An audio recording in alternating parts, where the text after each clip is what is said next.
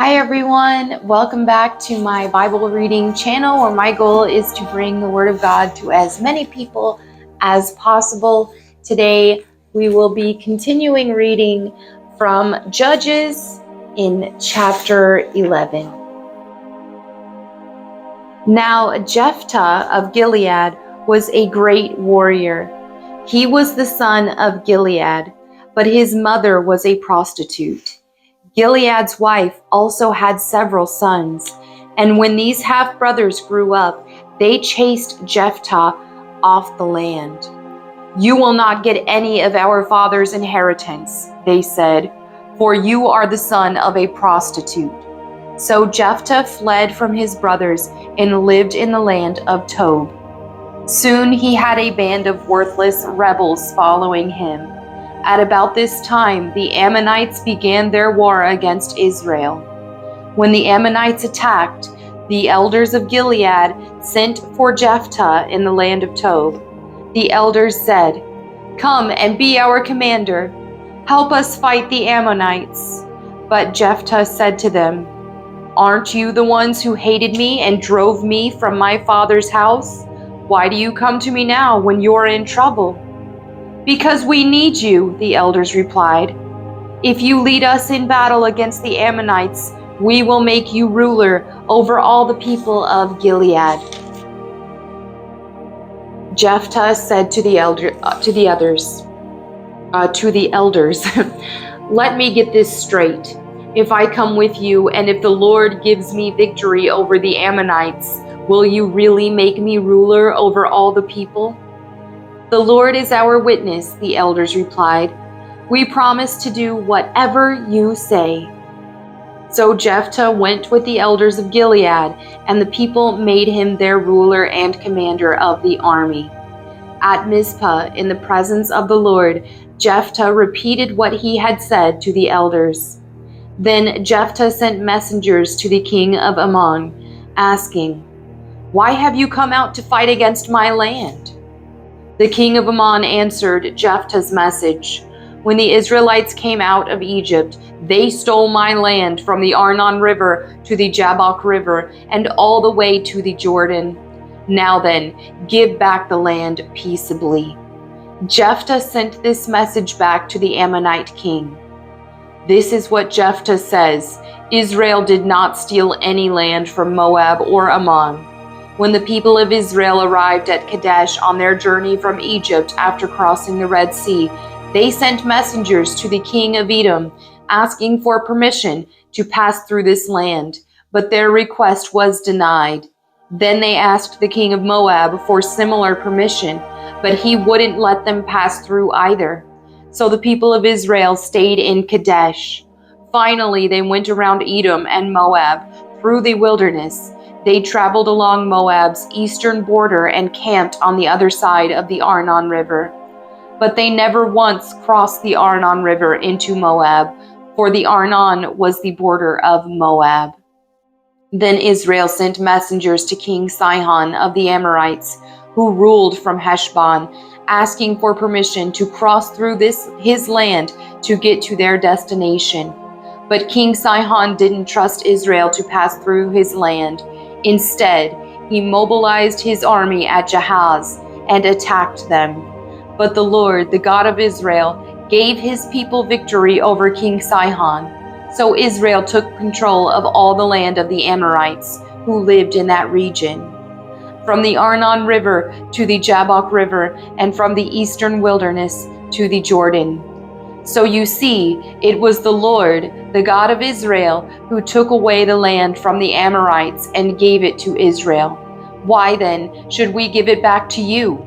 You keep whatever your God, Chemosh, gives you, and we will keep whatever the Lord our God gives us. Are you any better than Balak, son of Zippor, king of Moab? Did he try to make a case against Israel for disputed land? Did he go to war against them? Israel has been living here for 300 years, inhabiting Heshbon and its surrounding settlements, all the way to Aroer and its settlements, and in all the towns along the Arnon River. Why have you made no effort to recover it before now? Therefore, I have not sinned against you. Rather, you have wronged me by attacking me. Let the Lord, who is judge, decide today which of us is right, Israel or Ammon." At that time, the Spirit of the Lord came upon Jephthah, and he went throughout the land of Gilead and Manasseh, including Mizpah in Gilead. And from there he led an army against the Ammonites. And Jephthah made a vow to the Lord. He said, "If you give me victory over the Ammonites, I will give to the Lord whatever comes out of my house to meet me when I return in triumph. I will sacrifice it as a burnt offering." So Jephthah led his army against the Ammonites, and the Lord gave him victory. He crushed the Ammonites, devastating about 20 towns from Aroer to an area near Minnith and as far away as Abel Keramim. In this way, Israel defeated the Ammonites. When Jephthah returned home to Mizpah, his daughter came out to meet him, playing on a tambourine and dancing for joy. She was his one and only child. He had no other sons or daughters. When he saw her, he tore his clothes in anguish. "Oh, my daughter," he cried out, "you have completely destroyed me. You've brought disaster on me, for I have made a vow to the Lord and I cannot take it back." And she said, "Father, if you have made a vow to the Lord, you must do to me what you have vowed. For the Lord has given you a great victory over your enemies, the Ammonites. But first, let me do this one thing. Let me go up and roam in the hills and weep with my friends for 2 months, because I will die a virgin." "You may go," Jephthah said, and he sent her away for 2 months. She and her friends went into the hills and wept because she would never have children. When she returned home, her father kept the vow he had made, and she died a virgin. So it has become a custom in Israel for young Israelite women to go away for 4 days each year to lament the fate of Jephthah's daughter. Judges chapter 12. Then the people of Ephraim mobilized an army and crossed over the Jordan River to Zephon. They sent this message to Jephthah: "Why didn't you call for us to help you fight against the Ammonites? We are going to burn down your house with you in it." Jephthah replied, "I summoned you at the beginning of the dispute, but you refused to come. You failed to help us in our struggle against Ammon. So when I realized you weren't coming, I risked my life and went to battle without you. And the Lord gave me victory over the Ammonites. So why have you now come to fight me?" The people of Ephraim responded, "You men of Gilead are nothing more than fugitives from Ephraim and Manasseh." So Jephthah gathered all the men of Gilead and attacked the men of Ephraim and defeated them. Jephthah captured the shallow crossing of the Jordan River, and whenever a fugitive from Ephraim tried to go back across, the men of Gilead would challenge him. "Are you a member of the tribe of Ephraim?" they would ask. If the man said, "No, I'm not," they would tell him to say, "Shibboleth." If he was from Ephraim, he would say, "Siboleth," because the people of Ephraim cannot pronounce the word correctly. Then they would take him and kill him at the shallow crossings of the Jordan. In all, 42,000 Ephraimites were killed at that time. Jephthah judged Israel for 6 years. When he died, he was buried in one of the towns of Gilead. After Jephthah died, Ibzan from Bethlehem judged Israel. He had 30 sons and 30 daughters. He sent his daughters to marry men outside the clan, and he brought in 30 young women from outside his clan to marry his sons. Ibzan judged Israel for 7 years. When he died, he was buried at Bethlehem. After Ibzan died, Elon from the tribe of Zebulun judged Israel for 10 years. When he died, he was buried at Aijalon in Zebulun. After Elon died, Abdon, son of Hillel, from Pirathon, judged Israel. He had 40 sons and 30 grandsons, who rode on 70 donkeys. He judged Israel for 8 years. When he died, he was buried at Pirathon in Ephraim, in the hill country of the Amalekites. Judges chapter 13. Again, the Israelites did evil in the Lord's sight, so the Lord handed them over to the Philistines, who oppressed them for 40 years. In those days, a man named Manoah from the tribe of Dan lived in the town of Zorah. His wife was unable to become pregnant, and they had no children. The angel of the Lord appeared to Manoah's wife and said, "Even though you have been unable to have children, you will soon become pregnant and give birth to a son. So be careful. You must not drink wine or any other alcoholic drink, nor eat any forbidden food. You will become pregnant and give birth to a son, and his hair must never be cut, for he will be dedicated to God as a Nazirite from birth. He will begin to rescue Israel from the Philistines." Hi there, I'm Cortana. I'm here to help. A little sign in here, Wi-Fi there, and we'll have your PC ready for all you plan to do. Use your voice or the keyboard along the way, and if Sorry about that. I was doing a new system restore on my laptop. Okay.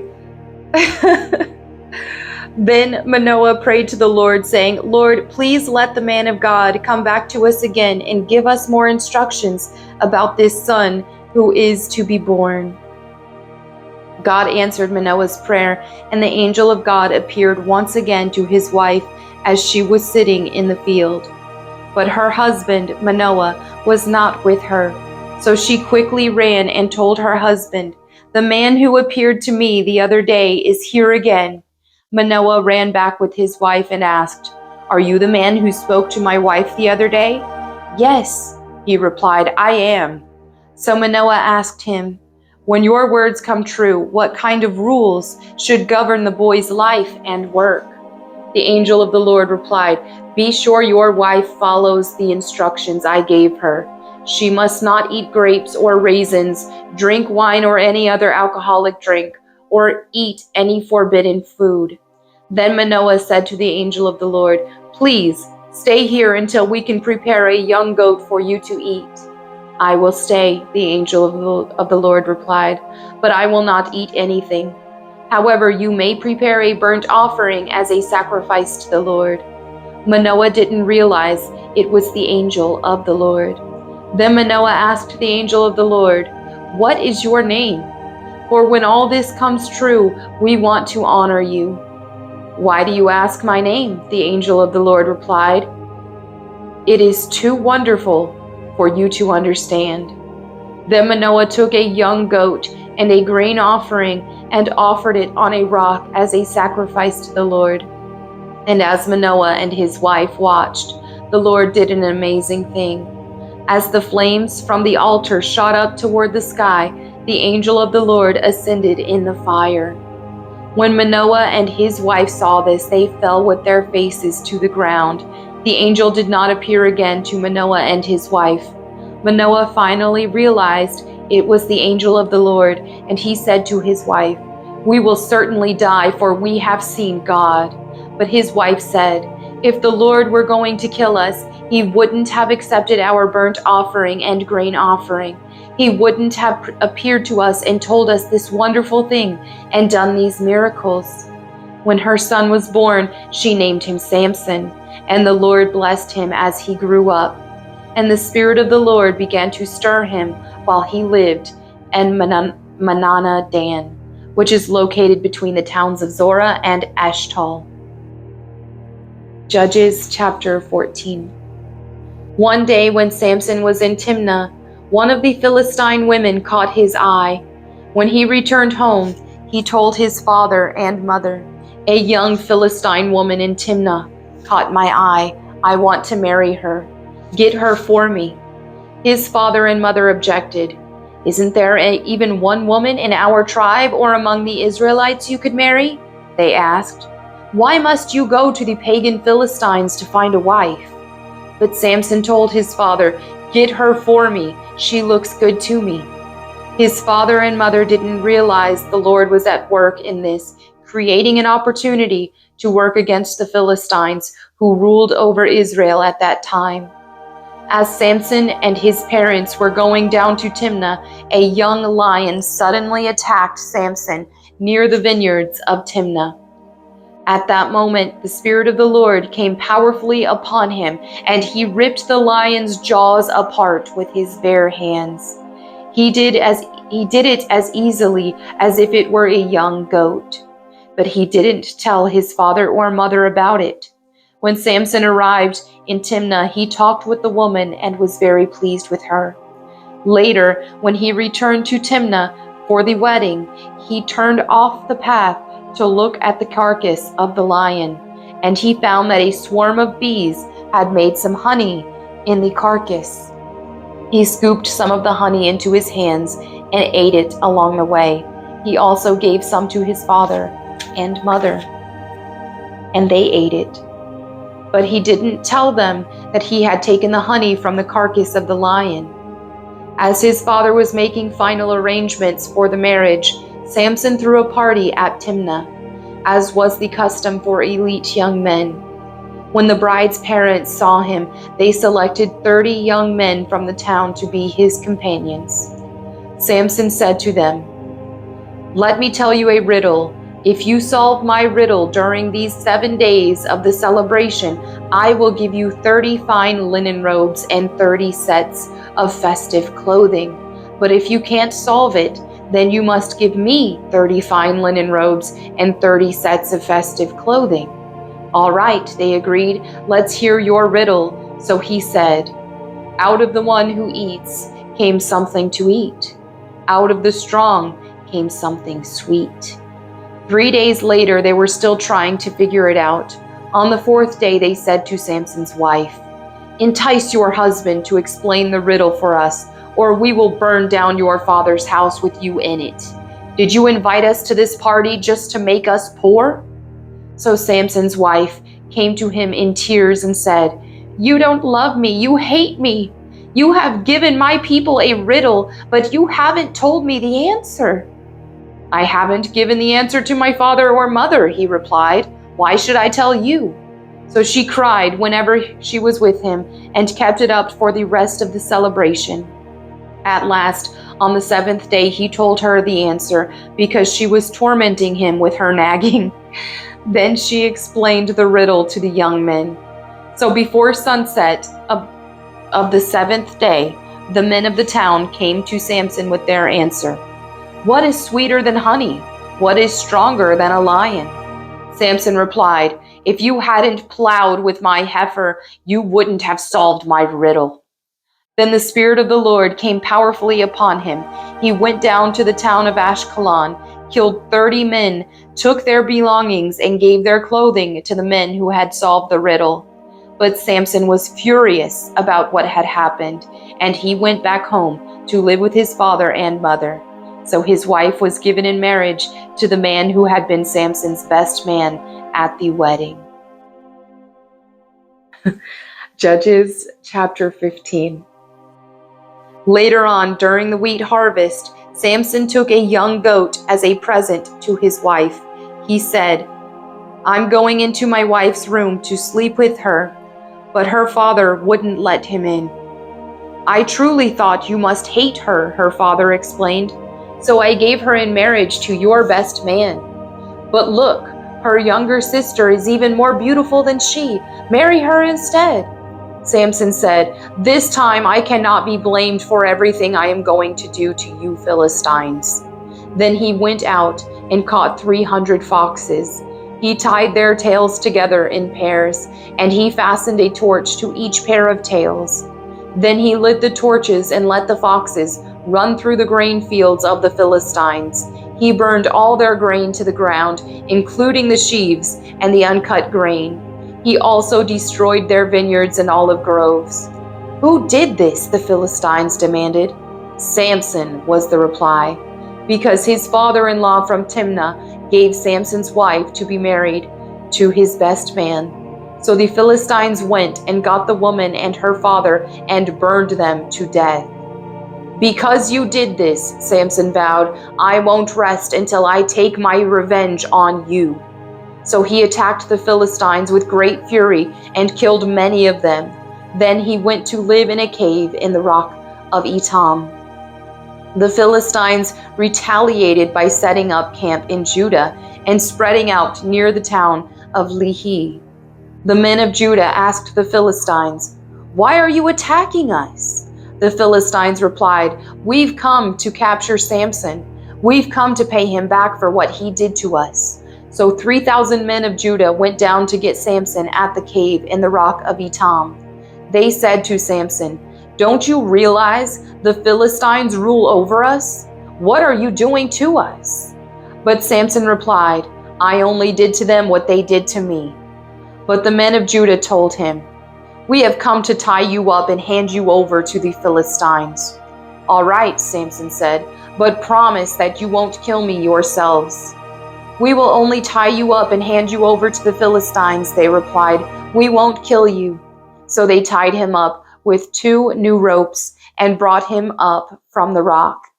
As Samson arrived at Lehi, the Philistines came shouting in triumph. But the Spirit of the Lord came powerfully upon Samson, and he snapped the ropes on his arms as if they were burnt strands of flax, and they fell from his wrist.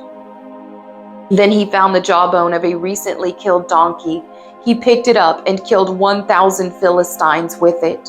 Then Samson said, With the jawbone of a donkey, I've piled them in heaps. With the jawbone of a donkey, I've killed 1,000 men.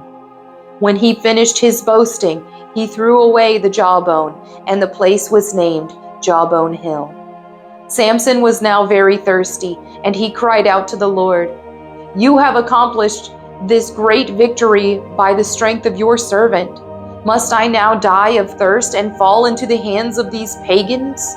So God caused water to gush out of a hollow in the ground at Lehi, and Samson was revived as he drank. Then he named that place the spring of the one who cried out, and it is still in Lehi to this day. Samson judged Israel for 20 years during the period when the Philistines dominated the land. And there you have it for today's reading. We will read more about Samson tomorrow, which is very exciting. As usual, if you have any prayer requests, feel free to leave them in the comments so that myself, my prayer team, and anyone else who reads them can pray for you. Thank you so much for your fellowship. I will see you tomorrow. Bye.